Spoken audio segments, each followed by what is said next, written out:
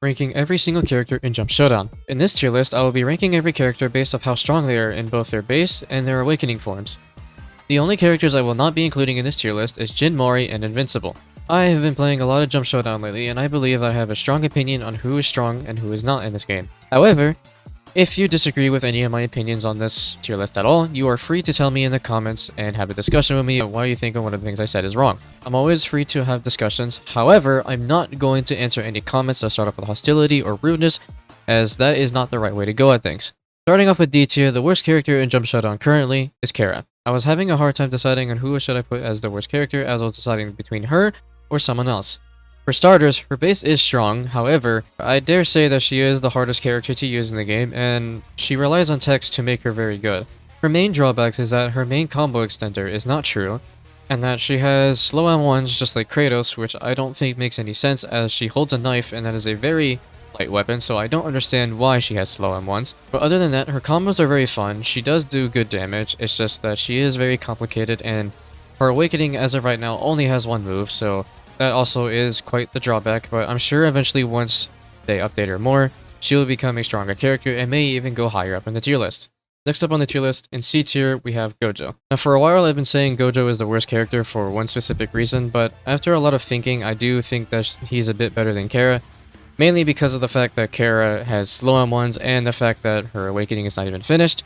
But the reason why I have Gojo so low is for a few specific reasons. A lot of you in the comments are probably going to disagree with me saying, "Oh, but Gojo has a lot of combo extenders, he's really strong." Listen, Gojo does have a lot of combo potential. He can go on for a while doing combos. He has pretty good moves that all have good startups. Some of his moves don't have that much end lag. He has good M1 speed, but the thing that makes me put Gojo so low is that his damage output is pretty low. When doing a full combo stream with Gojo, his damage does not even crack 70%, even if you do the most optimal combo that he has, which that's very bad. Not to mention, if you want to get these type of combos, you do have to waste the opponent's ragdoll. But the main problem with Gojo in his base form is that his damage is not good.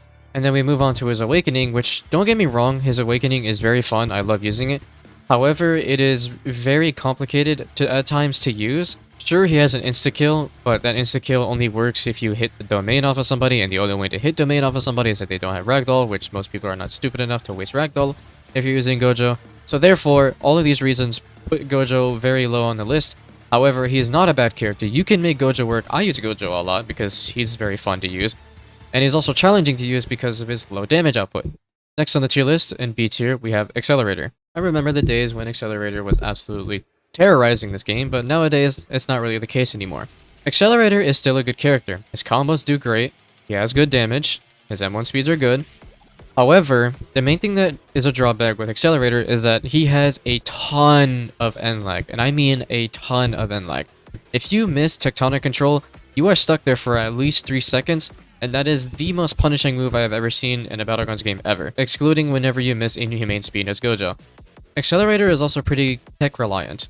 His first move is still a combo extender if you uppercut, however you have to do a specific way, you have to side dash in like a specific way to hit it every single time. If you do a normal side dash, you will miss it, you can't front dash into it either, so that is kind of a nuisance to deal with. His second move does a good amount of damage, and can also knock back the opponent pretty far. However, if you do miss it, that damage will be very low, and you will have a lot of end lag, so that leads to you getting punished. So, even though his base is good, the amount of times that you have to deal with end lag is the reason why I put him in B. However, Accelerator does have the best awakening in the entire game, there's no doubt about that. Next up on the tier list, into A tier, which means this is the second best character, is Reagan. Now, Reagan is amazing in this game. I personally made Reagan, and there's a lot of reasons for that. Now, I will admit, Reagan is kind of a Saitama copy in this game from Strongest. However, at least the moves that they did add for Reagan are all from the anime, so it's not like they just ripped it off of Strongest. It is just what he does in the anime. And the reason why I put him this high on the tier list is because he has amazing combo potential. His feint is one of the best things in the entire game. The fact that you can fake out moves and also prevent yourself from being punished by feinting. It's a very awesome concept, and I'm really glad they gave him this passive. And Reagan has a lot of good combo potential. He's not very techy. You can do some kind of techs, but at the same time, he doesn't really rely on them. He still does a pretty good amount of damage. He has good M1 speed, and overall his base is just really good. Now for his awakening, it's kind of gimmicky because the first move is a counter, The second move just launches the opponent very far away. And the third move is just Serious Punch from Strongest, which again, they got that from the anime, so it's not like they copied off of it, but it is very similar. And the fourth move, you just call in Mob, which Mob only has two moves, which one is Eradicate, which is an insta-kill move if the opponent doesn't have Ragdoll, and the second move is Crash Out, which is literally just KJ Flex works, and if you have this move, then you basically won the fight.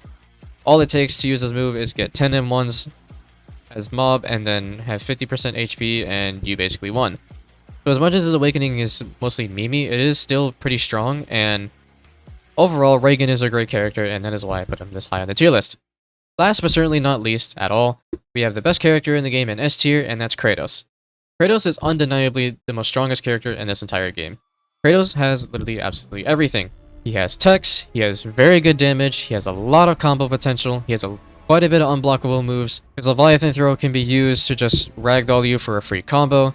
Beatdown has a very high finisher percentage, so if you're at like 20% health, you're still dead if they hit you with this move, which is quite crazy.